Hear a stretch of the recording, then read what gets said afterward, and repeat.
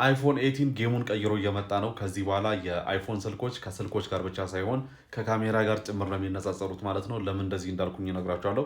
ከዛ በፊት ግን ማይነር የሚባሉ አፕግሬዶችን ልንገራችሁ። እንደምታውቁት የአይፎን ስልኮች ሁሌ ሲወጡ አንዳንዴ በጣም ትልቅ የሆነ ለውጥ አድርገው ትልቅ የሆነ አፕግሬድ አድርገው ይመጣሉ። አንዳንዶቹ ደግሞ ማይነር የሆነ አጀስትመንት ብቻ አድርገው ጀስት ለማርኬት ብቻ የተወሰነ ነገር ቀያይሮ ይመጣሉ ማለት ነው። አይፎን 11 ለምሳሌ ቶታሊ ተቀይሮ ነው የመጣው። ባለ 3 ካሜራ ስልክ አስተዋወቀ።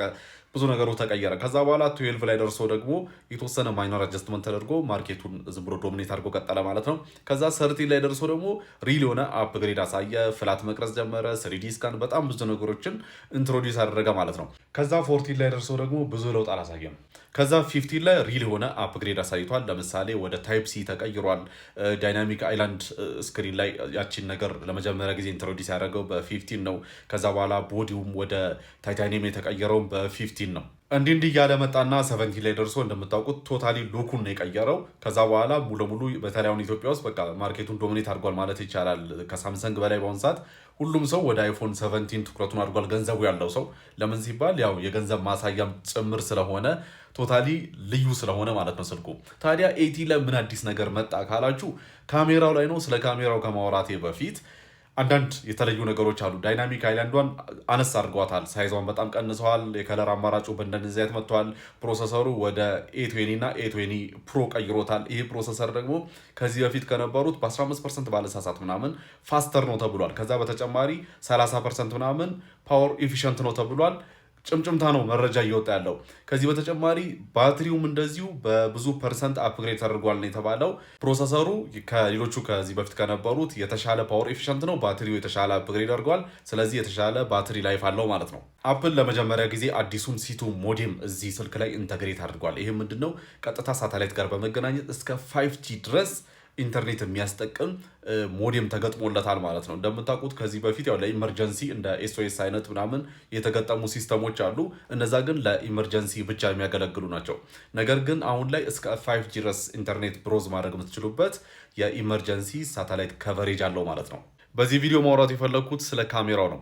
አይፎን 18 ፕሮ እና አይፎን 18 ፕሮ ማክስ ሜን ካሜራቸው 48 ሜጋ ፒክስል ካሜራቸው በውስጡ ቫሪያብል አፐርቸር ኢንተግሬት አድርጎ ሊመጡ ነው። እንደምታውቁት የአይፎንን ስልክ ካሜራ ኢሜጅ ሴንሰሩን የሚሰራለት ሶኒ ካምፓኒ ነው። ብዙ ጊዜ አይታችሁ ከሆነ የሶኒ ካሜራ የቪዲዮ እንትኑና የከለር ቶኑና የአይፎን ስልክ በጣም ተቀራራቢ ነው። ምናልባት ለካሜራ ቅርበት የሌላችሁ ሰዎች ስለ አፐርቸር ማታውቁ ካላችሁ በአጭሩ የተወሰነ ነገር ልንገራችሁ። አፐርቸር ማለት በካሜራ ሌንስ ውስጥ የሚገኝ ኦፕኒንግ ነው። የሚከፈት የሚዘጋ የብረት ፒሶች ናቸው። እነዚህ የብረት ፒሶች እንግዲህ እናንተ ናቸው የምትቆጣጠሩት። ትከፍታላችሁ፣ ትዘጋላችሁ። በዚህ ምን ታደርጋላችሁ ማለት ነው? ወደ ካሜራችሁ ውስጥ ወደ ካሜራችሁ ኢሜጅ ሴንሰር ውስጥ የሚገባውን የላይት መጠን ትቆጣጠራላችሁ ማለት ነው። ያ ማለት እንግዲህ አፐርቸር በቀጥታ ከኢሜጅ ኳሊቲ ጋር የሚገናኝ ነገር ነው። ኢንፋክት አንድ ሌንስ ኳሊቲው እንዲሁም ፕራይሱ የሚለካው በአፐርቸሩ ነው፣ ወይም ደግሞ በመከፈት አቅሙ ነው፣ በላይት የማስገባት አቅሙ ነው። የአፐርቸር ጥቅም ይሄ ብቻ አይደለም፣ ዴፕዝ ኦፍ ፊልድ የመፍጠር አቅምም አለው። ያ ማለት ለምሳሌ ካሜራው ፎከስ ያደረገበትን ነገር ክሊር ያደረግና ወይም ደግሞ እሱ ላይ ብቻ ፎከስ ያደረግና ሌላውን ፎከስ ያላረገውን ኢንቫይሮንመንቱን አጠቃላይ ባክግራውንድም ይሁን ፎርግራውንድ ካሜራው ፎከስ ያላረገውን ቦታ ብለር ያደርገዋል ማለት ነው። ታዲያ ስልኮች ይህንን እንዴት ነው የሚሰሩት ካላችሁ ኢፌክት ነው የሚጠቀሙት። ስልኩ ምንድነው የሚያደርገው ማለት ነው? ያቺ ካሜራውን የአፐርቸሯን ኢፌክት ሚሚክ ለማድረግ ክሮፕ ያደርገኝና እኔን ከዛ በኋላ ከኔ ውጭ ያለውን ባክግራውንዱን ብለር ያደርገዋል ማለት ነው። ያ ማለት በስልክ የሚፈጠር ዴፕዝ ኦፍ ፊልድ ወይም ደግሞ ባክግራውንድ ላይ የሚፈጠረው ብለር ኢፌክት ስለሆነ ፌክ ነው ማለት ነው። ትክክል አይደለም። ስልኮች አንዳንዴ ደግሞ ላይት አነስ ያለ ቦታ ላይ ይቸገራሉ። ክሮፕ አድርገው ያንን ነገር ለመለየቱ ላይ ይቸገራሉ። ካሜራ ግን በትክክል ይህን ነገር የሚሰራው በአፐርቸር ስለሆነ ምንም አይነት እንትን አይኖርበትም ማለት ነው።